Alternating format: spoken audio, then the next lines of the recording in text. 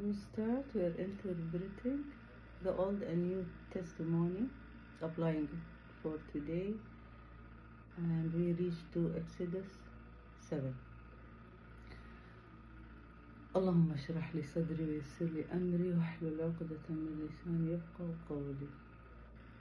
God enter us in a truthful entrance and exit us in a truthful exit, and make for us a victorious and a supporter. Amen. Amen. So yesterday we said that Moses was scared to go to Pharaoh. God told him, I'm with you. And when you get scared, you put your hands together against your chest. So you are like hugging your soul. Also, he said, I will let your brother help you. The Lord answered Moses, see, I have made you a God to Pharaoh, a messenger to Pharaoh. Remove the God. And Aaron, your brother, will be no, not a prophet. Aaron is a helper, like how Abu Bakr helping Prophet Muhammad, the supporter, like Peter for Jesus. So change it.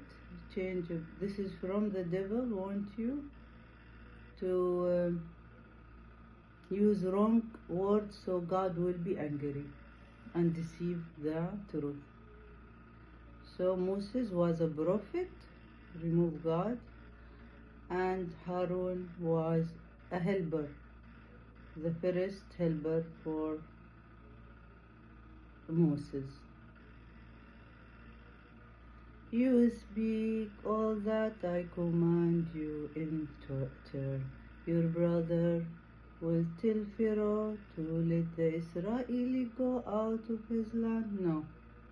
This is from the devil, wants the people to believe that the prophet have to be caged and his brother have to be instead of him. Then God's message will never be connected. So he didn't say that. Moses is the one who was talking to Pharaoh. So Harun just beside him to feel that he is supported.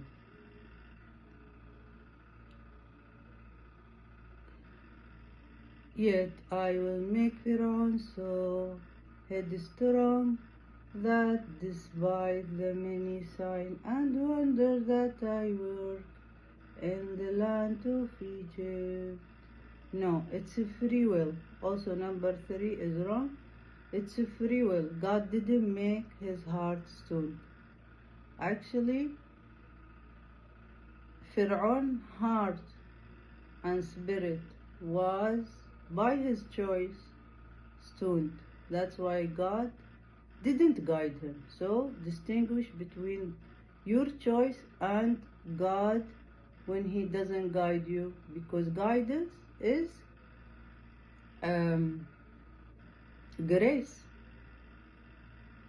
God will not give you this grace of guidance until your choice, which is come from your heart, is softened. It is free will, your choice. You want the truth, you love God and his prophet and the righteous. So also number 3, change it. 4, Pharaoh will not listen to you, therefore I will lay my hand on Egypt, and with mighty act of judgment I will bring my armies, my people, the Israeli, out of the land of Egypt. All Egyptians will know that I am the Lord when I stretch out my hand against Egypt and bring the Israeli out of their midst. This then is what Moses and Aaron did. They did exactly as the Lord had commanded them. Moses was 80 years old and Aaron 83 when they spoke to Pharaoh. The contest with Pharaoh. The staff turned into serpent. The Lord spoke to Moses and Aaron.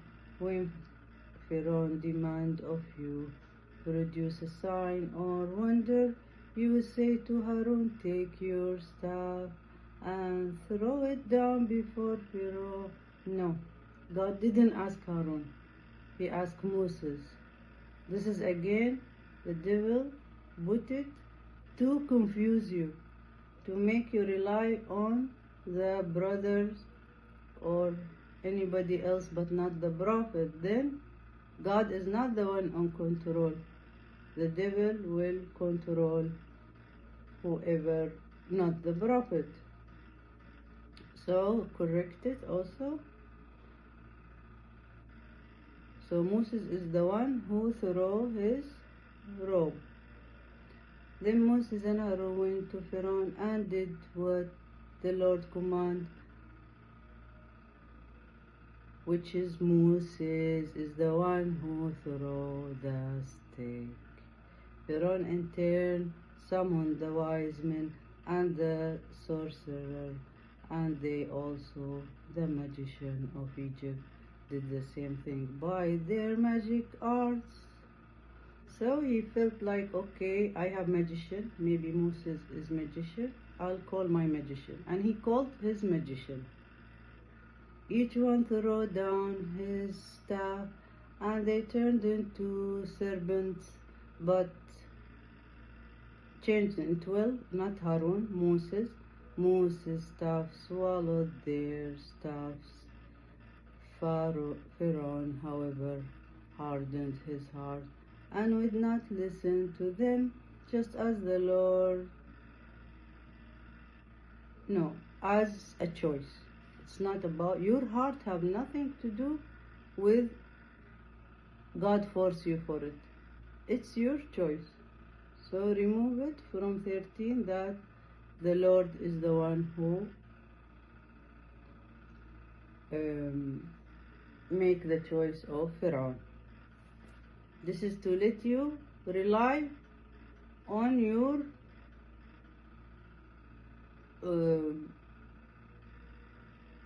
what they call it, desire. Just go with your desire and blame God and say, oh, it's God who make me do that. No, it's you. So be careful. Any step you do it, you have the choice not to do it. First, logo, water turn into blood.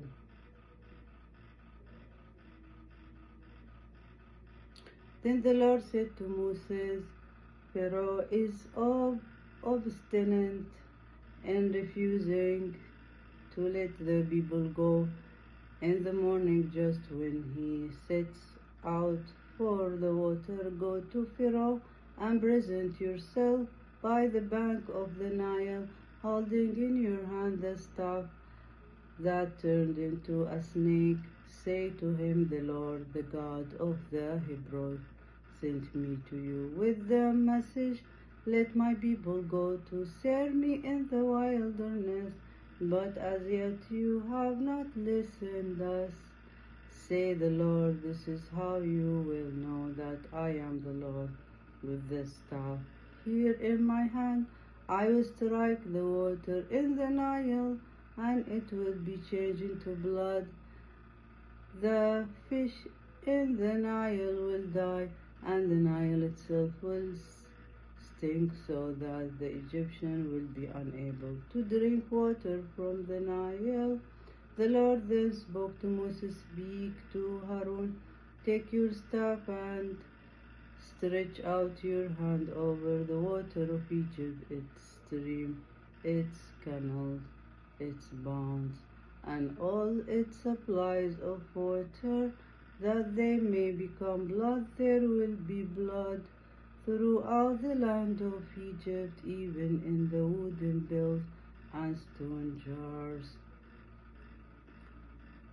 Moses doesn't need to strike the Nile to be blood. Actually, God's punishment he ordered from the angels to do. The angels of punishment is the one who turn the color of anything, river or moon. They are the one who do God's job, not the prophet. Prophet can show miracles by God will. This then is what Moses and Aaron did exactly as the Lord had commanded. Aaron raised his staff and struck the water in the Nile in full view of Pharaoh and his servant, and all the water in the Nile was changed into blood. The fish in the Nile died, and the Nile itself stank, so that the Egyptian could not drink water from it.